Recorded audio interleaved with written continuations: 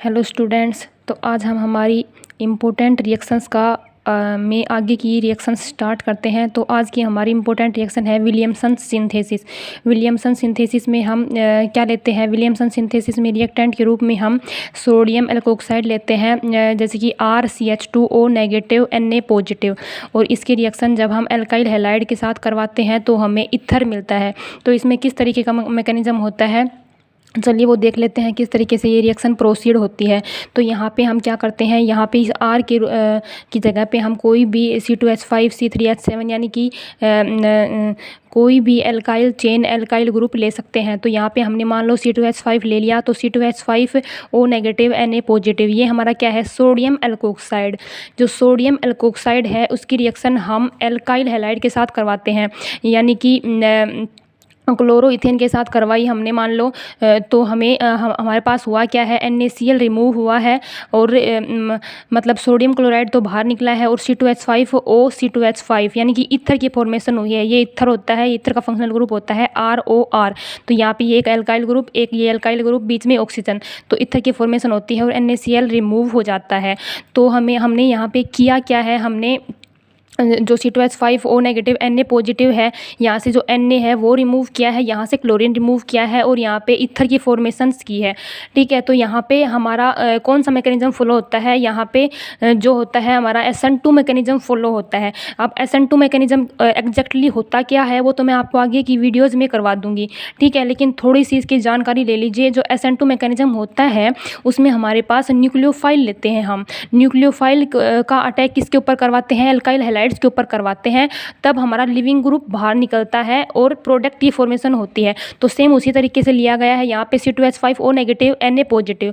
तो यहाँ पे जो O नेगेटिव है, ये O negative as a nucleophile behave कर रहा है। C2H5O negative as a nucleophile behave करता है, और ये यहाँ पे इस C2H5 यानी कि इस कार्बन के ऊपर अटैक करता है, और इस लिविंग ग्रुप को यानी कि क्लोरीन को रिमूव करता है और प्रोडक्ट की फॉर्मेशन कर रहा है। देखो, तो उसी तरीके का मैकेनिज्म है, SN2 टाइप मैकेनिज्म है ये।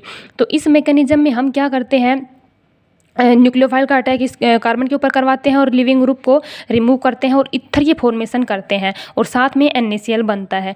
ठीक है, तो हमें क्या करना है, जब भी ईथर की फॉर्मेशन करनी हो तो हम क्या करेंगे? विलियमसन सिंथेसिस का यूज़ करेंगे, और इसका यूज़ करके हम ईथर की फॉर्मेशन कर देंगे। यहाँ पे R ग्रुप हम हमारी मर्जी से कुछ भी ले सकते हैं, या फिर एग्जामिनर ने जो दिया है उसको लेके हमें रिएक्शन प्रोसीड करवानी है। ठीक है, तो यहाँ पे SN2 टाइप का मैकेनिज्म हुआ है। SN2 टाइप के मैकेनिज्म में क्या होता है, इसमें जो होता है एल्काइल हैलाइड की जो स्टेबिलिटी ऑर्डर होता है वो होता है 0 डिग्री सबसे ज़्यादा स्टेबल, मतलब 0 डिग्री जब भी होगा तो रिएक्शन फास्ट होगी, फिर 1 डिग्री, फिर 2 डिग्री, लास्ट में 3 डिग्री। ठीक है, तो यहाँ पे जो एल्काइल हैलाइड हम लेते हैं, ये अगर 1 डिग्री हुआ और 2 डिग्री हुआ तो हमारी रिएक्शन होगी, जो हमारे विलियमसन सिंथेसिस रिएक्शन है इसमें ईथर की फॉर्मेशन हुई है, ये वाली रिएक्शन हो जाएगी। लेकिन अगर यहाँ 3 डिग्री हुआ तो हमारी ईथर की फॉर्मेशन ना होके एल्किन की फॉर्मेशन बन जाएगी।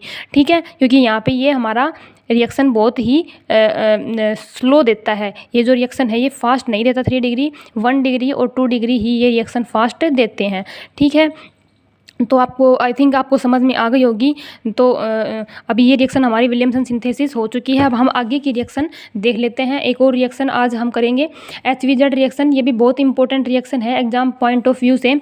इस रिएक्शन में क्या होता है, हमारे पास इसके फुल फॉर्म होती है हेल-वोलार्ड-जेन्स्की रिएक्शन। ठीक है, इस रिएक्शन में हम रिएक्टेंट लेते हैं एसिड।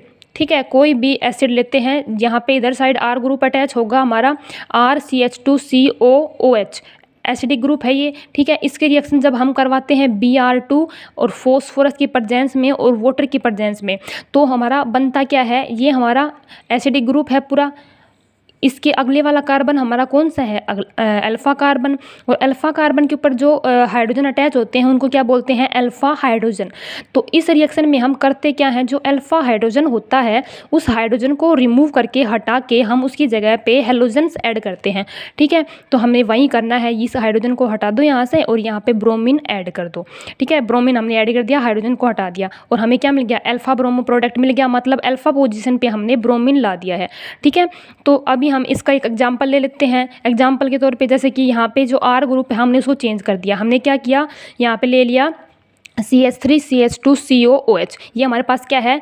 एक कार्बन को क्या बोलते हैं, मेथ, एथ, प्रोप, ठीक है। तो प्रोपेनोइक एसिड, ये ओइक एसिड है इसलिए हमने इसका नाम आयोपैक नेम क्या होता है, प्रोपेनोइक एसिड। हमने प्रोपेनोइक एसिड लिया, इसकी रिएक्शन जब हमने किसके साथ करवाई, Br2 फॉस्फोरस और वाटर की प्रेजेंस में करवाई तो हमें क्या मिला, इसकी अल्फा पोजीशन देखो, ये हमारा फंक्शनल ग्रुप है, फंक्शनल ग्रुप से अगला कार्बन और उसके ऊपर जो हाइड्रोजन होता है वो हमारा कौन सा होता है, अल्फा हाइड्रोजन। तो हमने अल्फा हाइड्रोजन को हटा के और यहाँ पे हेलोजन ग्रुप यानी कि ब्रोमीन अटैच कर दिया तो हमें क्या मिला, 2 ब्रोमो प्रोपेनोइक एसिड।